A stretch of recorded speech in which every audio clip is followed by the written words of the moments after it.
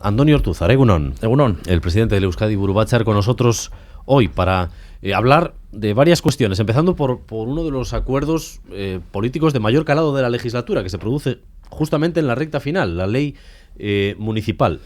¿Por qué han elegido a EH Bildu para aprobar la ley? Bueno, no hemos elegido, es con el que hemos llegado a más puntos de acuerdo. Hemos hecho la misma inversión, por decirlo en esos términos, de interés político y de tiempo con el Partido Socialista y con el Partido Popular también.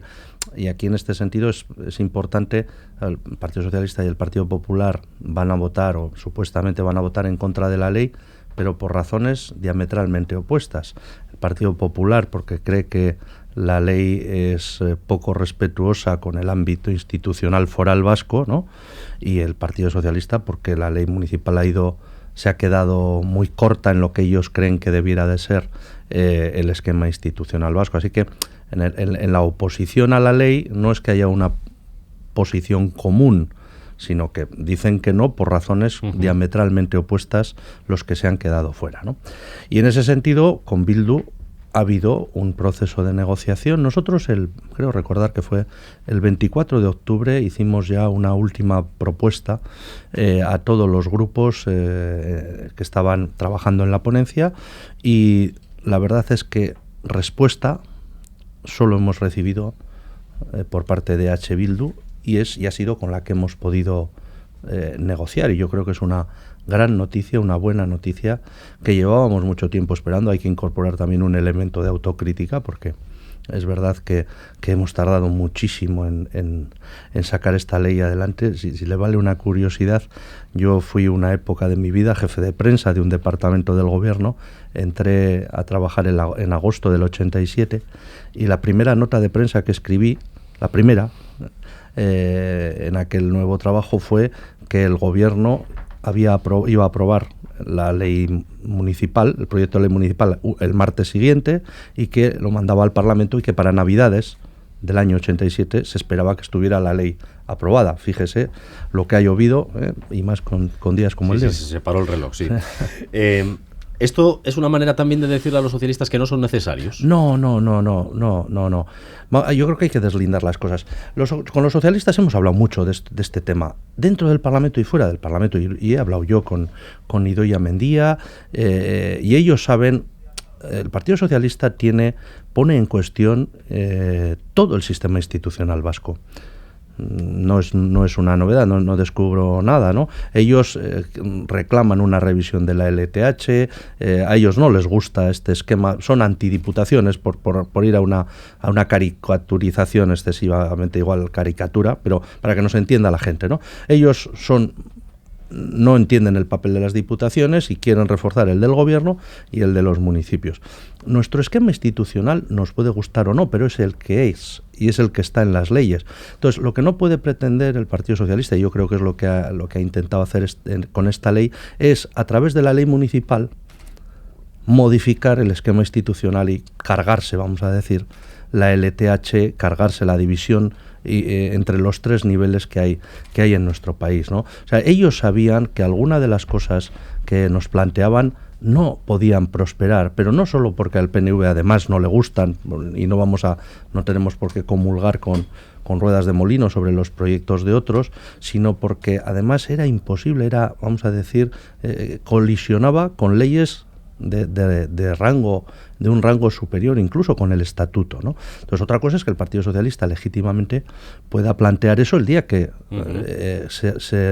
hablemos del nuevo estatus y se ponga sobre la mesa cuál es la organización más adecuada para el futuro de este país. Eso por un lado. Y por otro, el Partido Socialista en gran parte de la ley está de acuerdo, O sea, nosotros hemos llegado a un montón de transaccionales y se les han aceptado un montón de enmiendas.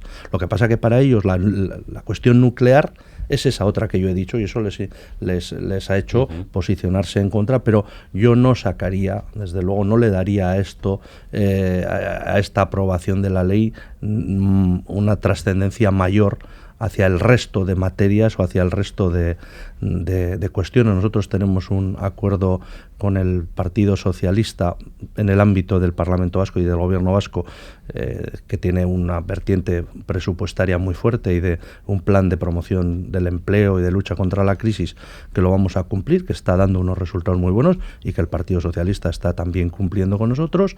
Y luego tenemos acuerdos en otras instituciones, ¿no? Pero eso tampoco nos inhabilita a llegar a acuerdos y a buscar acuerdos con otros partidos, pero siempre que sea posible. Además, es lo lógico. Hablamos de una ley que es, digamos, parte de la columna vertebral de la institucionalización del país, que viene después de un acuerdo en Eudel, una institución que para la izquierda abertzale era cuestionable. Pero yo creo que el acuerdo de Eudel y el de la ley municipal son dos acuerdos, son las dos caras de una misma moneda. ¿Son puntuales o resitúan las relaciones PNV y yo creo que había una gran asignatura pendiente por parte de la izquierda abertzale de incorporarse con normalidad a la estructura de Eudel. Vivíamos una situación rara porque los ayuntamientos gobernados por la izquierda abertzale, la mayor parte de ellos eran miembros efectivos de Eudel, pero luego ellos no tomaban parte, no participaban ni en los órganos de dirección, ni muchas veces en las asambleas, etcétera. Yo creo que ahora, en este ámbito de normalidad, en este clima de normalidad que a veces costando mucho, pero se va instalando en nuestro país, ha sucedido que la izquierda abertzale ya se incorpora con pleno derecho y con toda la contundencia a Eudel, y además hemos llegado a este acuerdo en la ley municipal. Y si repasamos y hacemos las cuentas, entre la izquierda abertzale y el PNV se cubre una gran mayoría del mapa municipal de este país, ¿no? Que es lo que le da también, tanto a la ley como al acuerdo de Eudel, una importancia y una relevancia de futuro innegable, ¿no? Que estamos hablando de un porcentaje altísimo de los alcaldes y alcaldesas de nuestro país los que están ahí, ¿no? ¿Podría ser pertinente, una vez que se apruebe la ley, entonces convocar las elecciones autonómicas antes del verano? Bueno, yo creo que eso el lehendakari estará haciendo los cálculos, seguro que pensando en el bien del país y en la mejor de las situaciones, para que las elecciones se desarrollen con normalidad y sin contagios no deseados por situaciones políticas externas a Euskadi, ¿no? Veremos. Yo creo que las elecciones les tocan en octubre. Seguro que esa referencia es la que tiene el lehendakari hoy en día en la cabeza, porque es lo que también recientemente ha manifestado él en algunas entrevistas, pero él estará viendo con lo que está pasando, con lo que está cayendo, volviendo al símil de la lluvia, con lo que está lloviendo en otros sitios, pues seguro que está pensando la mejor fecha. Ya le habrá pedido consejo, porque claro, presupuestos aprobados, ley municipal que en gran medida justifica casi una legislatura. Con esos deberes hechos, quizás... Bueno, pero el gobierno sigue aprobando todos los martes cosas y sigue haciendo cosas, y tiempo hay, ¿no? Y hay que plantear en sus justos términos qué es lo más interesante para el país en este momento, ¿no? No hay que perder de vista la situación económica. Estamos otra vez por efecto externo del precio del petróleo y de una cierta recesión en la ilusión inversora en Europa y en Estados Unidos, y todos los problemas que hay derivados de la situación económica china y brasileña. Estamos viendo que hay una desaceleración del crecimiento económico, y eso influye tanto en los ingresos como país, en la recaudación, ¿no? Con lo que luego al año siguiente hay que trabajar, como en la situación del empleo, ¿no? Uh-huh. Y eso son cosas que seguro que el lehendakari las va a tener en cuenta antes de tomar la decisión. 9:12 de la mañana. Fernando Barrena decía esto esta semana, señor Ortúzar. Urkullu, Egibar, señora Atutxa, son miembros de un partido que ha utilizado la violencia con fines políticos, socio fundador de la política de dispersión. ¿Quieren que sigamos hablando del pasado? Queremos decirle al lehendakari Urkullu que nos parece correcto que recuerde a las víctimas. Pero todas las víctimas merecen ser recordadas. Pudo haber recordado a Rafa Díez, trabajador de Michelin, de Lasarte, y preso en el Dueso por hacer política y haber apostado por la paz. Y no lo hizo. ¿Quieren que sigamos hablando del uso de la tortura a manos de la Ertzaintza? ¿Cuándo va a hacer autocrítica el PNV por su connivencia con la violencia de Estado? ¿Cuándo va a reconocer el PNV el daño causado a este pueblo? Ya está bien. ¿Preside usted, señor Ortúzar, un partido que ha utilizado la violencia con fines políticos? No, lo bueno que tiene Euskadi es que es un país pequeño y nos conocemos todos. Y yo solamente oír el tono un poco macarrilla con el que habla el señor Barrena, pues da la idea del fondo que luego van a tener sus declaraciones. El PNV no tiene ningún problema para hablar del pasado. Ninguno. Con todos nuestros aciertos, nuestros errores, nuestra trayectoria, a nosotros no nos incomoda hablar del pasado. Parece que a otros les incomoda que recuerden el pasado. Y el pasado reciente, ¿no? Yo oí al Lehendakari las declaraciones del lunes y oí las de anoche, no sé, oídas 100 veces, no se cambia el criterio. Primero no hablaba, no decía ningún nombre, pero ha habido gente que se ha sentido muy aludida. Claro, cuando alguien se siente aludido a lo mejor es porque, ¿no? Es que por detrás hay algo, ¿no?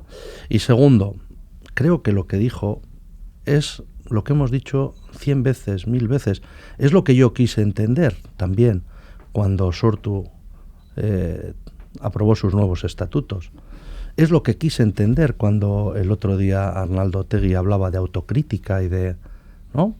Y todas aquellas reflexiones que hacía, pero me da la sensación de que tiene mucho trabajo interno el señor Otegi, porque va a tener que empezar a cambiar la mentalidad y la forma de pensar y la forma de hablar también de algunos de sus compañeros, ¿no? Empezando por el señor Barrena, ¿no? La verdad es que cuando habla el señor Barrena uno se retrotrae al pasado, ¿no? Siempre es en términos negativos, siempre es en términos amenazantes y bueno, pues a mí no me gustaría ser lo que creo que el señor Barrena se ha convertido, que es en un político obstáculo. Es un político obstáculo para hablar, es un político obstáculo para entenderse, es un político obstáculo para la convivencia. Y contrasta mucho que el mismo día que cerramos un acuerdo del que hablábamos antes, histórico, con la ley municipal, en un momento en el que las relaciones políticas y la apertura del diálogo multipartito y multilateral está dando buenos resultados en Euskadi, no solo entre el PNV y la izquierda abertzale, sino de la izquierda abertzale con otros grupos, haya gente que tenga que venir a poner palos en las ruedas, a decir aquí seguimos nosotros, aquí sigue la vieja guardia, no penséis que aquí todo es posible, estamos los guardianes de la Santa Fe, ¿no? Y es triste, es triste, pero nosotros no tenemos miedo a hablar del pasado, pero sobre todo lo que queremos es mirar al futuro. Y el futuro se debe construir de otras maneras y no con ese tono de voz, no con esa chulería y esa especie de amenaza que al PNV desde luego le rebota. Nosotros las bravuconerías y las amenazas de esta gente hace mucho que las superamos y a las que no tenemos miedo, ¿no? ¿Con quiénes están hablando ustedes de la izquierda abertzale? Bueno, pues con todos los representantes institucionales con los que tenemos enfrente, pues en el Parlamento Vasco con los del Parlamento Vasco, recientemente todavía en el marco de la ponencia de autogobierno ha habido una reunión y habrá más, como tiene que ser, ¿no? Y con toda la normalidad del mundo. Sí, y en las juntas generales también hay una línea de cuando dice diálogo. viene la vieja guardia, viene Barrena a poner palos en las ruedas, ¿eso qué significa? Bueno, es que eso, ¿usted le ha visto en alguna otra cosa? ¿Hace cuánto que no salía? ¿Hace cuánto que no hablaba? Yo siempre que vengo aquí, guardo mi pasado periodístico, hago sugerencias. Otra sugerencia de periodismo de investigación, que es coger cuántas y qué contenido han tenido las apariciones del señor Barrena en los últimos 3 años o 4 años y a ver qué tenor han tenido todas. Son todas estas, iguales. Amenaza, mandar parar, ¿no? Es un poco como la canción aquella de llegó el comandante y mandó parar, pero no van a parar, desde luego al PNV no le van a parar y creo que a la sociedad vasca tampoco. Nosotros ya estamos en otra clave y creo que el país está en otra clave y los que tienen que ponerse en otra clave son ellos, no somos los demás, no podemos esperarles eternamente, ¿no? ¿Ha hablado ya con Otegi? No, le mandé un mensaje, me dijeron que no tenía teléfono móvil todavía, y que la vía para mandarle un mensaje era a través de Asier Arraiz, y a través de Asier Arraiz le mandé un mensaje y le dije que cuando quieran que hablemos, hablaremos, y con la interlocución que ellos decidan. Yo he tenido una buena interlocución hasta ahora con los que estaban al frente de Sortu, y supongo que seguirán al frente de Sortu, que se incorporarán, ¿no?, otras personas, empezando por el propio Arnaldo Otegi, pero nosotros hablaremos con el que quiera hablar. ¿Y cuando estuvo en la cárcel, ustedes tenían algún contacto, aunque fuera indirecto? Yo no, lo digo no, yo tampoco, yo vine a la política activa justo cuando él entraba en la cárcel, o sea, yo tampoco tuve más relación con él como director general de ITV que como político. Como político apenas coincidimos. Él estaba ya entrando a la cárcel cuando yo accedí a la presidencia del Bizkaiburu Batzar, y no he tenido con él una relación, pero estaré encantado de tenerla. Tendré que preguntarle por lo que ha visto y lo que ha oído desde que ha salido de la cárcel, lo que ha rodeado a su salida y el contenido de sus palabras. Hemos comentado, por ejemplo, que el sábado en Anoeta, quizás uno de los mensajes centrales se dirigía a Podemos y no a ustedes. ¿Esto les inquieta? Bueno, ¿se ha puesto nervioso el PNV con la salida de Otegi? No, nervioso no, hombre, no. A nosotros nervioso nos pone la crisis económica, los vaivenes de los mercados que hacen resentirse a nuestra economía y que hace que haya gente que lo esté pasando mal, o nos pone nervioso cosas que no con las que nosotros difícilmente podemos, ¿no?, combatir, o no está en nuestras manos. Pero cuando ha salido el señor Otegi, lo que va a hacer es, supongo, que integrarse, si así lo deciden sus bases, en la política activa, y pues lo mismo que antes teníamos a Laura Mintegui enfrente, o a Asier Arraiz, o a quien fuera, pues ahora estará Arnaldo Otegi. Nosotros miedo a eso no tenemos, al contrario. Creo que es una buena noticia para este país que toda la gente que se quiera dedicar a la política lo puede hacer con total normalidad y libertad. Es bueno, es bueno. A partir de ahí, ¿cómo he visto yo la salida del señor Otegi? Pues he visto dos Otegis. Uno el del primer día y el segundo, y otro el del meeting, ¿no? Probablemente porque estaba hablando a parroquias diferentes. Me gustó más el del primer y el segundo día que el del meeting, pero no por la alusión a Podemos. Yo siempre he tenido para mí que en Arnaldo Otegi había un componente mayor que ganaba en el componente de él, más el de izquierdas que el de Abertzale, ¿no? Siempre he tenido para mí esa convicción, y creo que ahora es así también.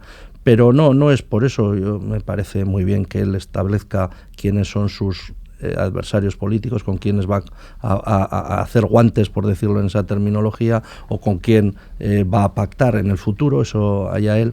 A mí me gustó menos lo del domingo, o lo del sábado, porque se le olvidó aquello ya de la autocrítica, se le olvidó, ¿no?, el echar un vistazo atrás, aunque solo sea para tomar impulso para ir hacia adelante, ¿no?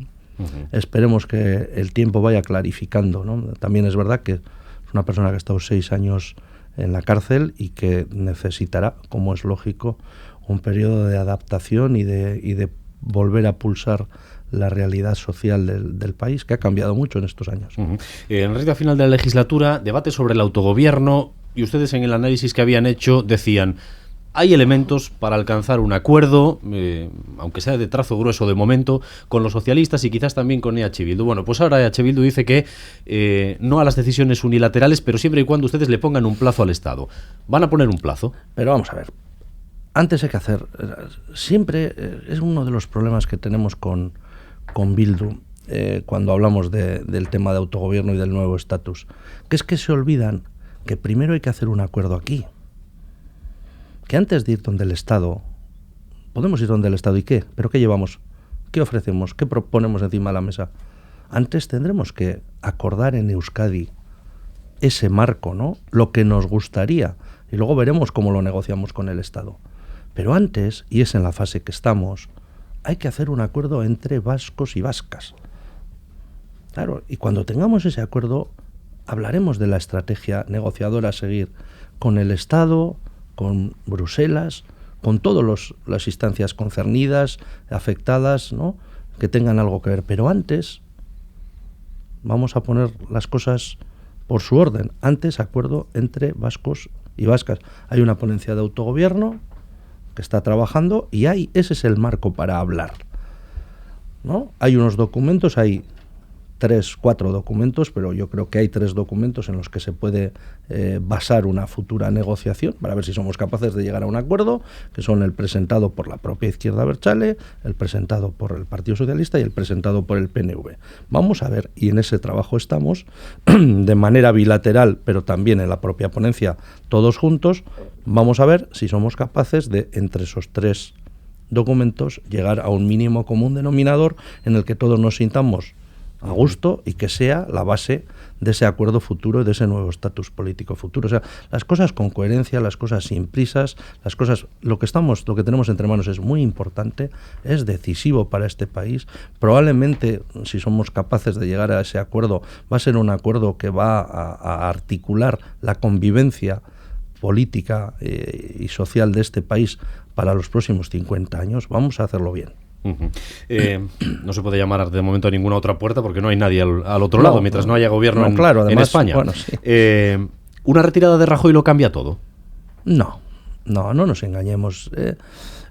Yo creo que esta mañana, cuando oía cómo presentabas la entrevista que me ibas a hacer luego, decías que he estado callado.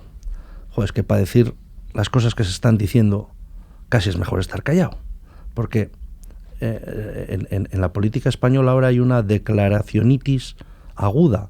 No hacen más que estar declaración tras declaración, rueda de prensa tras rueda de prensa, y todo el hilo argumental de todos los partidos es atacar al otro, debilitar su posición, en lugar de intentar llegar a acuerdos, porque justo se zumba más al que es más necesario para llegar a un acuerdo. O sea, el horizonte de ataque político que tiene el Partido Socialista o Podemos, por ejemplo, es el Partido Socialista o Podemos. Y bueno, esa es una de las alternativas más ciertas que podría haber. Pero no sé con qué parámetros se va a poder construir un acuerdo si están 24 horas al día dándose caña. Ustedes presumían desde el 21 de diciembre, nosotros no ponemos líneas rojas, hablamos con cualquiera, pero ya han dicho, nosotros conjuntamente con PSOE y Ciudadanos... No. Pero vamos a ver, aquí no es que los que han puesto la línea roja son ellos, porque no es solo hablar con PSOE, Ciudadanos conjuntamente, es hablar con PSOE, Ciudadanos y un acuerdo cerrado, al que no se le puede tocar una palabra, al que se pueden sugerir mejoras. Pero el problema nuestro es que hay muchas cosas de ese acuerdo que no nos gustan nada. ¿Por ejemplo? Bueno, pues le voy a decir una que es muy clara, muy rápida. La mención que se hace a que ambos partidos impedirán por todos los medios que haya cualquier consulta. Nosotros somos partidarios de que haya consultas y somos partidarios del derecho a decidir. Es que claro, si ya para sentarte en su mesa, además tienes en una mesa que no te gusta, en la que tú no te han dejado participar, pero además tienes que entrar sentándote haciendo una renuncia tan grande a algo tan básico de nuestra ideología y de nuestro catecismo político, claro, es que ya hace imposible. ¿Están el PSOE y Ciudadanos dispuestos a quitar eso? Yo ya sé que no lo van a querer, ya lo sé, si yo no les voy a obligar a que ellos acepten lo que yo defiendo, pero que no me pongan a mí sobre un papel que tengo que aceptar como dogma cosas que van contra mi propia forma de ver la política y la forma de ver cómo se puede solucionar el problema territorial del Estado. Uh-huh. Es que están yendo justo en el camino contrario del que nosotros creemos que hay que ir. Nosotros no les ponemos líneas rojas, pero les decimos, por ese camino id vosotros dos solos, con nosotros no contéis. Si estáis dispuestos a hacer otro camino, vamos a empezar a hablar, lo decíamos el sábado pasado, con un folio en blanco. Vamos a empezar a hablar otra vez con un folio en blanco, porque la propuesta de PSOE, Ciudadanos, más ese acuerdo, ya ha salido derrotada.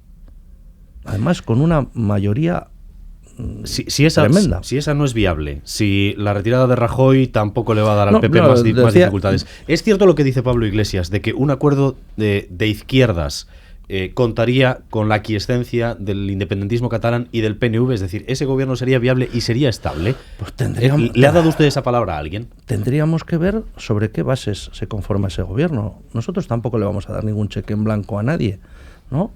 Que hagan un acuerdo y, a poder ser, que nos llamen desde el principio para saber nuestra opinión, ¿no? Y nosotros lo que hemos hecho, es, fieles a nuestra tradición, es poner sobre la mesa la agenda vasca, lo que nosotros llamamos la agenda vasca, ¿no? Y sobre esa agenda le pediríamos también opinión a esa posible iniciativa PSOE-Podemos y vamos a decir, a la alternativa de izquierdas. Y si llegáramos a acuerdos, pues no, claro que podría ser viable nuestra... Nosotros siempre hemos dicho, desde el principio, desde la noche electoral, que el PNV estaba dispuesto a arrimar el hombro para arreglar los problemas fundamentales de raíz que tiene el Estado español, empezando por uno que para nosotros es muy evidente y nos preocupa mucho, que es el problema territorial. Dos preguntas más, muy concretas. La primera de ellas, hay dos agentes que tienen alguna influencia o que pueden hacer presión. Uno de ellos es la Unión Europea, Bruselas, y el otro, el famoso IBEX 35. No sé cuánta relación tiene usted con las 35 empresas, pero al menos con Iberdrola y Repsol Petronor algún contacto suelen tener. ¿Han pasado algún recado a Sabin Etxea?